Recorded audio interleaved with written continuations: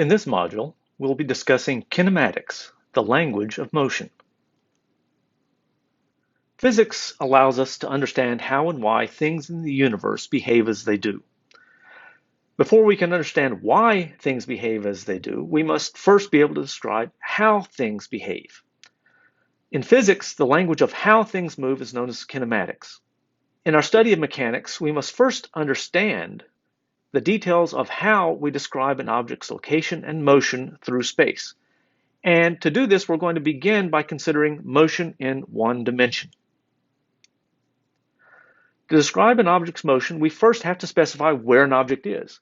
This is usually done with reference to some designated origin, and where an object is usually called its position. It's the location of an object at some time relative to a specified origin. In this case, we might be calling the position the value x, and t is time, and so we would give the position as a function of time. Sometimes we might also simply give the position with a subscript t telling what the time is. Just different notations for the same thing. Displacement is another notion of position, but it's talking about a change in position, the distance between locations of an object at two different moments in time.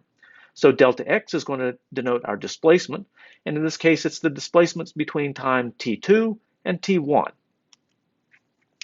In this diagram, we can actually watch the motion of an object in one dimension. This is very simple motion at t equals 0 or at the origin. The blue ball is the object we're watching. And as time passes, the object is going to first move towards the right and then start moving back towards the left. And we can record the position of the object at various different times. We can then go back and calculate the displacement of the object between different times. So between t equals 1 and t equals 0, the displacement is simply 2 meters. And so on between t equals 2 and t equals 1, and between t equals 5 and t equals 3. Now in this case, during this time interval, the object has been moving towards the left, so we have a negative displacement. Another concept associated with position is distance traveled. In this case, we're going to look at a slightly different diagram where we have position on the vertical axis and time on the horizontal axis. This gives us something called a time-space diagram. Now, total distance traveled is different from displacement in that we don't care about whether we're moving towards the right with a positive displacement or towards the left with a negative displacement. We just care about the total amount of distance traveled. So in this case, we see that the object is moving towards the right between t equals 0 and t equals 3. So we're going to add that displacement, which is just 9 meters of motion towards the right, but then we want to add the displacement towards the left, which is a total of displacement of minus 12 meters, but we want to add the magnitude of that, so we take the absolute value, add them together, and we wind up with a total displacement of 21 meters. Now, if we were to actually look at the position of the object at much smaller time intervals, we would trace out the full path of the particles, the full path of the object that's traveling. So if we look at this, we notice that our sampling at t equals 3 doesn't get the full displacement towards the right that the object follows. And so there's a little bit of error in our total distance traveled. And we can correct for this by realizing that the object is going all the way out to 9.5 meters away from the origin. And so the real total displacement is 22 meters. Now, displacement gives us a really good first example of something called a vector quantity. Our displacements were both positive and negative. When the object was moving to the right, it had a positive displacement. When it was moving to the left, it had a negative displacement.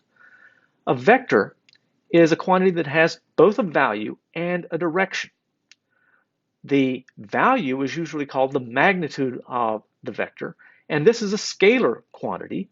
It's a simple quantity without direction, but it usually has a dimension associated with it. For displacement, that dimension is a unit of length, like meters.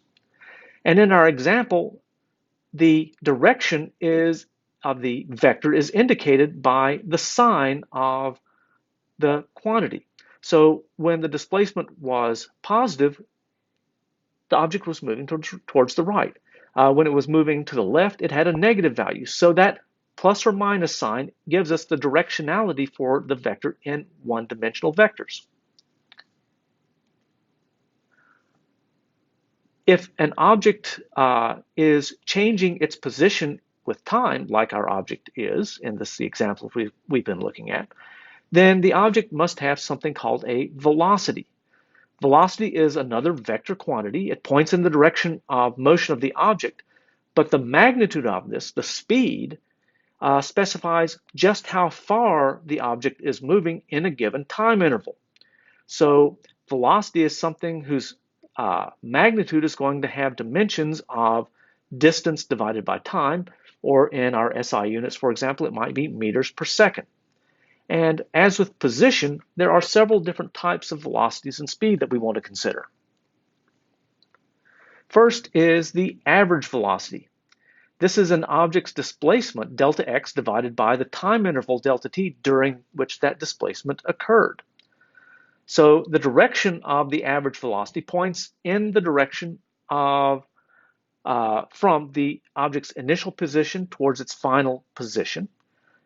And in our diagram of position versus time, the magnitude of the average velocity is going to be the slope of the line connecting the initial time and position with the final time and position. So in our previous example, we might, for example, look at the average velocity between t equals 0 and t equals 1. We connect those 2 points in the diagram with a straight line, find its slope. It happens to be 2 meters per second. And we can consider other time intervals and the average velocities in those intervals. After 3 seconds, our next average velocity is actually going to be a negative number because we're starting to move back towards smaller values of x. In this case, minus 1 meter per second, and so on.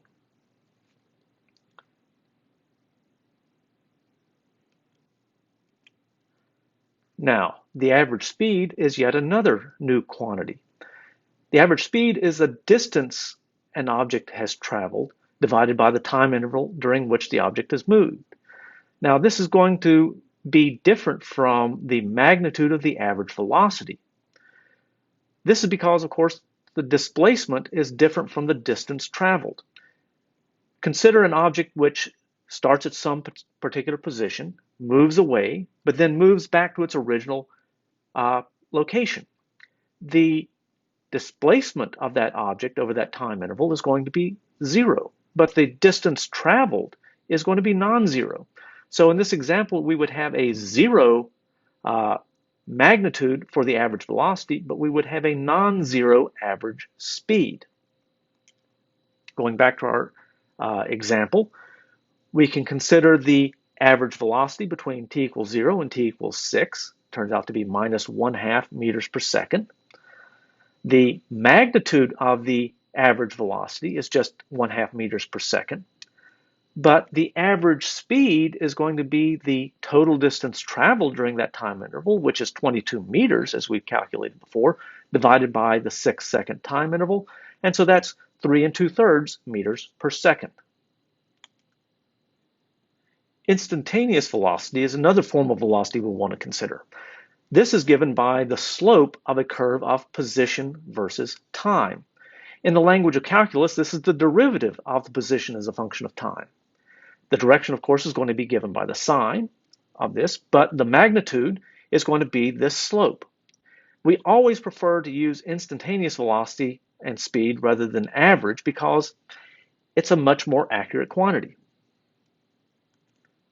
So if we go back to our example, we can approximate the instantaneous velocity by finding the slope of the tangent line to the curve at any given point. So for example, halfway between the first 2 data points at t equals 1/2 second, we have a slope of approximately 2 meters per second. We can look at the tangent line at t equals 2 seconds and get about 3.8 meters per second. At the greatest extent to the right, the slope is going to be 0 because this is a turning point. The object's going from having a positive velocity to a negative velocity, and so the velocity is going to go through 0 here. And then we start having negative slopes, negative instantaneous velocities as we move further towards the left. Now, if we knew the position as a function of time as an explicit function, we could compute the instantaneous velocity much more easily by simply taking the derivative of this function. And this would give us the velocity as a function of time. Another quantity we want to consider is acceleration. Just as velocity quantifies the rate of change of position, acceleration quantifies the rate of change of velocity. And there are different kinds of acceleration. So acceleration is a vector quantity that points in the direction of the change in an object's velocity. The average acceleration gives us the amount by which the velocity has changed over a finite time interval. It's going to have units of meters per second squared. And the instantaneous acceleration, well, it's going to give us the slope of the curve, which is plotting the instantaneous velocity as a function of time. Or in the language of calculus, again, the derivative of the velocity in the x direction.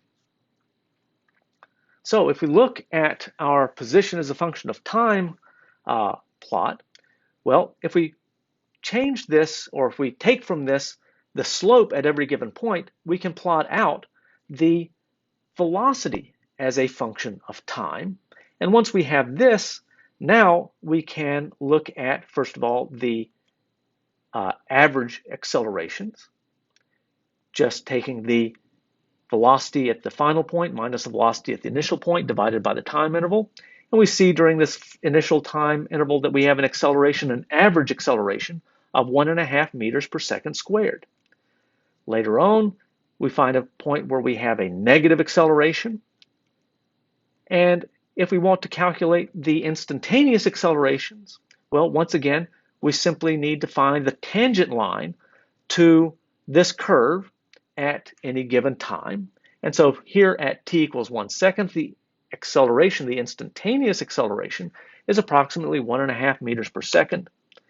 And later on, we have an instantaneous acceleration over here near about t equals 3.3 seconds of minus 20 meters per second squared. Now, when we're talking about acceleration, sometimes you'll hear people talk about deceleration. What's the difference between acceleration and deceleration? Well, this is just semantics. They're both accelerations, but it's a nice, convenient way of describing motion. And colloquially, when we're talking about something accelerating, we mean that the acceleration and the velocity vectors are pointed in the same direction. And deceleration occurs when the velocity and acceleration vectors are pointing in opposite directions. So in our example here, if we were to plot both the velocity and the acceleration as functions of time, then initially when the object is moving towards the right with a positive velocity, and the velocity is increasing, so we have a positive acceleration, we say that the object is accelerating. Now, once we reach about 2 seconds, the velocity is no longer increasing. This means that we are now decelerating. Notice that the acceleration is negative, the velocity is positive, so they're in opposite directions, and so we have deceleration, until we reach the point where the object slows down so much that it goes through 0 velocity. It's now, after this, going to be traveling with a negative velocity, and a negative acceleration means that we are accelerating once again. But again, the acceleration decreases towards 0 magnitude, and we reach a brief interval where the two are pointing in opposite directions. We are decelerating again. And then with our negative acceleration and our negative velocity, we are once again accelerating towards the final end of this plot.